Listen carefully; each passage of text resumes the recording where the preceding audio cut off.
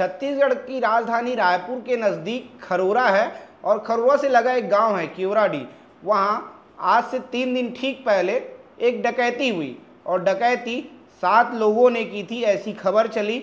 और खबर के बाद में पुलिस की पूरी टीम वहाँ पहुँची, साइबर की टीम वहाँ पहुँची, क्राइम के अधिकारी वहाँ पहुँचे। वहाँ तक रायपुर के जिला कप्तान भी वहाँ पहुँच गए, यानी एसपी साहब, कि ये जो डकैती हुई है, इतनी बड़ी डकैती किसने की है।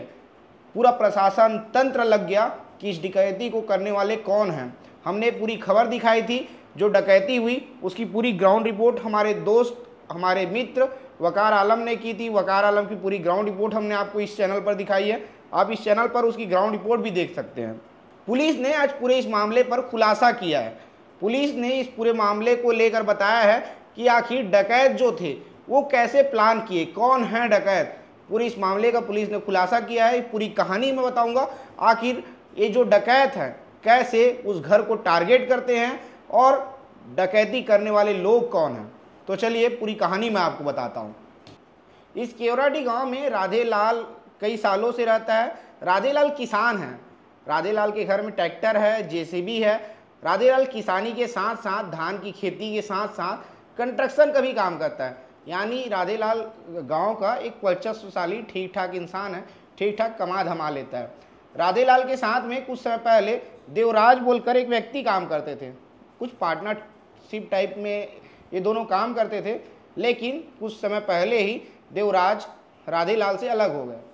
उसके बाद अलग होने के बाद में देवराज जो है, देवराज की माइंड में बहुत सारी चीज़ें चलने लगी। देवराज को लगने लगा कि राधेलाल दिनों दिन आगे बढ़ते जा रहा है, दिनों दिन राधेलाल जो है प्रगति करते जा रहा है, बड़ा आदमी बनते जा रहा है। देवराज जो है प्लान किया।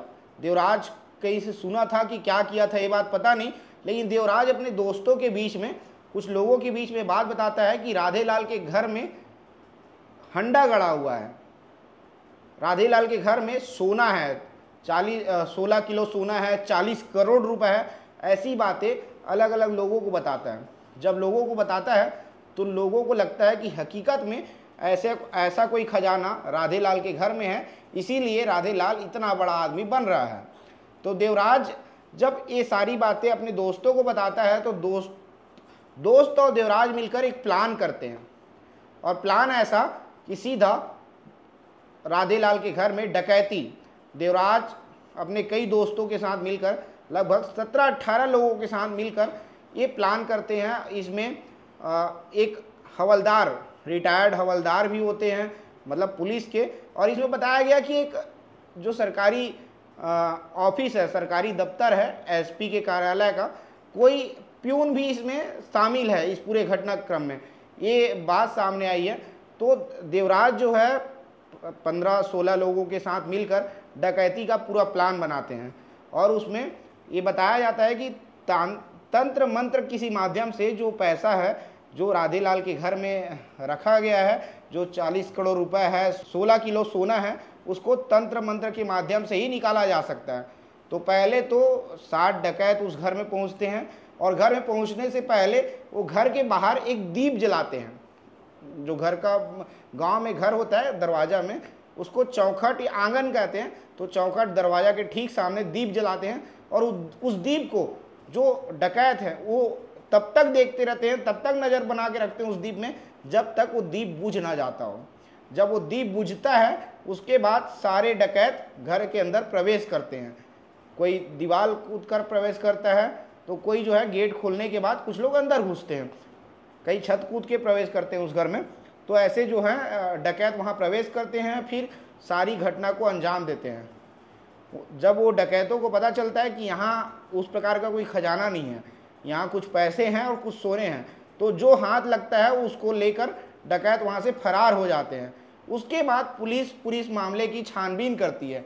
जब पुलिस पूरे मामले की छानबीन करती है तो ये मामला खुलता है, तब इस मामले का पता चलता है कि ये तंत्र मंत्र वाला मामला है। और लोगों को लगता है, उस देवराज को लगता था कि उस घर में कोई खजाना, कोई हंडा गड़ा हुआ है जिसमें 40 करोड़ रुपए हैं, जिसमें 16 किलो सोना है। उसको निकालने के लिए, चोरी करने के लिए गए हुए होते हैं और उसके चक्कर में 17-18 लोग गिरफ्तार हो जाते हैं। अब 17-18 जो लोग हैं वो सभी जेल के हवा खाएंगे, क्योंकि पुलिस ने कम से कम 15 लोगों को अभी गिरफ्तार कर चुके हैं और 3 लोग अभी भी बाकी हैं, 3 लोग फरार हैं, पुलिस ऐसा बता रही है, और वो तीनों की गिरफ्तारी भी बहुत जल्द हो जाएगी।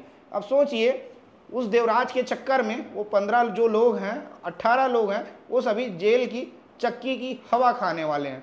ये पूरी कहानी आपको कैसे लगी आप कमेंट करके जरूर बताइएगा। आपके आसपास भी ऐसी कोई कहानी हो वो भी हमें सुझाव दीजिएगा।